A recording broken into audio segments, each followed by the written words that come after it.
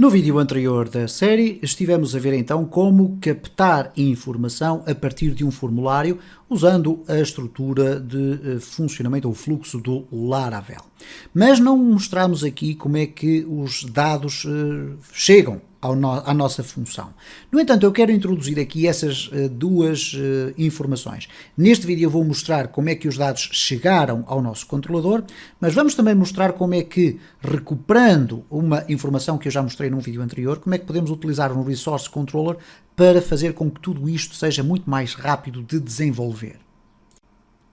Na sequência do vídeo anterior desta série, vamos então ver aqui qual é a relação entre os formulários e os controllers, neste caso os resource controllers, e vamos ver então como é que nós podemos ter acesso aos dados. Ficamos aqui apenas por um exemplo muito abstrato, que foi verificar que de facto nós estávamos a chegar, a partir da submissão do formulário, estávamos a chegar ao método correto, à função correta, mas de facto uma das características mais comuns dentro de um projeto de Laravel não é termos um controlador que vai ter aqui um conjunto de funções escritas à mão e depois aqui um conjunto vasto de routes criadas. Eu já tive a oportunidade aqui de apagar estas informações, obviamente não apaguei aqui o nosso formulário, mas nós tínhamos aqui qualquer coisa como uma route com um get e depois tínhamos aqui uma route com um post.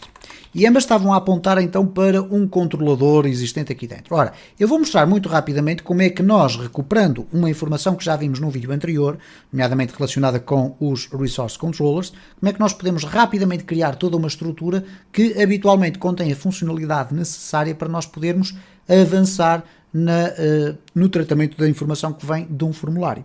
Então o que nós vamos fazer aqui é o seguinte: nós vamos criar aqui um controller do tipo Resource Controller. Para isso, o que nós vamos fazer, como podem observar, nós não temos nenhum controlador, eu apaguei aquele controlador que existia anteriormente, vamos fazê-lo de novo, também não tenho nenhuma route, vamos fazê-la de novo, o formulário mantém-se. Vamos depois aqui ter que alterar esta informação. Todo o resto fica exatamente igual. Portanto, o que nós vamos fazer aqui vai ser, no nosso Laragon, vamos ao terminal, e no terminal, se nós fizermos agora PHP Artisan, route list, nós vamos ter aqui apenas a nossa route definida para mostrar aqui a nossa página inicial. Depois temos esta que é definida automaticamente pela própria aplicação, que é uma closure relacionada com o user. Nós vamos ver depois mais à frente que já existem coisas feitas out of the box por parte do Laravel. Vamos fazer aqui um CLS e vamos então criar o nosso controller. Para criar o nosso controller, vamos escrever PHP Artisan make controller e agora vamos dar o nome do controlador, vamos escrever usuários controller e vamos colocar um espaço e depois vamos adicionar aquilo que se designa por uma flag, isto é uma bandeirinha à frente, há alguma informação adicional que nos vai permitir criar o controlador de forma específica, neste caso com dois hífens e depois resource, ok? E quando eu pressionar o return, vai ser criado o controlador. Ora, se eu agora sair daqui e regressar ao meu projeto do Laravel, eu dentro da pasta dos controllers vou passar a ter o usuários controller. E como nós já tivemos a ocasião de ver em vídeos anteriores, nós temos aqui já a construção daquilo que são os principais métodos ou funções usados no tratamento de informação. Eu vou aqui retirar estes comentários todos que aqui estão por uma questão de leitura, porque facilmente irão compreender o que é que estes métodos fazem. Ok, vamos aqui limpar e reparem, nós temos um método index, temos um método create, depois temos um método store que tem aquela assinatura que nós vimos no vídeo anterior, que neste caso aqui em vez de dados tem request, mas cá está um request.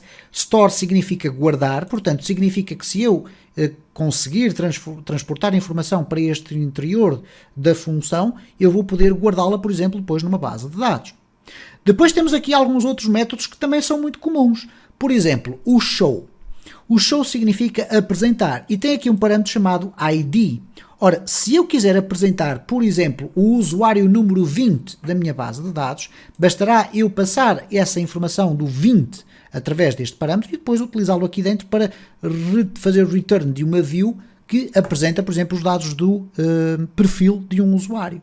Se eu quiser editar esse usuário, eu tenho que dizer ao formulário de edição qual é o nosso ID do usuário que vai ser alterado. Por exemplo, o usuário número 10 vai ser editado, ok? Então eu com este ID posso apresentar um formulário, colocar dentro desse formulário as informações que estão guardadas na base de dados e depois utilizá-lo para poder transportar essa informação para o Store, por exemplo, ok? Ou, neste caso, para o update, porque no Store já não será, o Store será a criação do registro pela primeira vez. Mas temos aqui o update contém os dados que vêm do formulário e o ID, isto é, a identificação do registro que nós queremos alterar. E temos, inclusive, aqui um método para fazer o destroy, isto é, para apagar a informação da base de dados. Ok, nós iremos fazer muitos exemplos sobre esta matéria quando começarmos a entrar dentro do módulo. Mas, de qualquer das formas, o que é que interessa aqui, então, definir? Eu tenho aqui vários métodos. Não tenho nenhuma route para este controller. Para isso, eu vou criar apenas uma route do tipo resource. E vamos definir esta route com o nome genérico de usuários. E depois vamos definir aqui o usuários controller. É para ali que ela vai apontar, ok? Para usuários controller. A partir do momento em que eu defino esta route como sendo do tipo resource, se eu agora voltar aqui ao meu Laragon e for ao terminal e escrever novamente php artisan route list, eu vou ter uma listagem de todas as novas routes que foram criadas.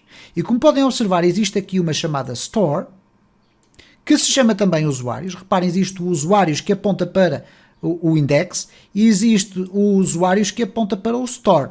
Ok? Então, se eu escrever aqui usuários ou usuários, ele vai ter que interpretar se de facto o método foi post ou foi get. Ok, vamos então aqui regressar ao nosso projeto e vamos ver quão simples isto é. Nós vamos ter aqui no nosso formulário a necessidade de colocar aqui usuários. Ok?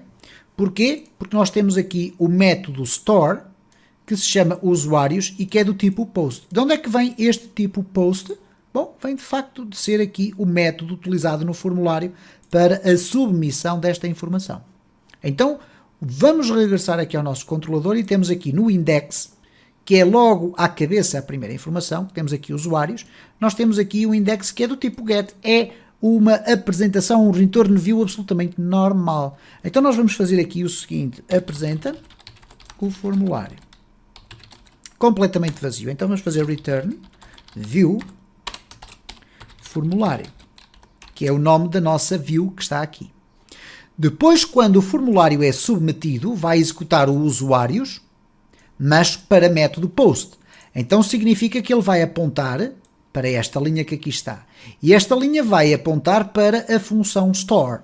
Então significa que dentro da nossa aplicação, no nosso controlador, o que vai ser acionado é este método que aqui está, ou esta função. Vamos colocar aqui return. Cheguei. Okay.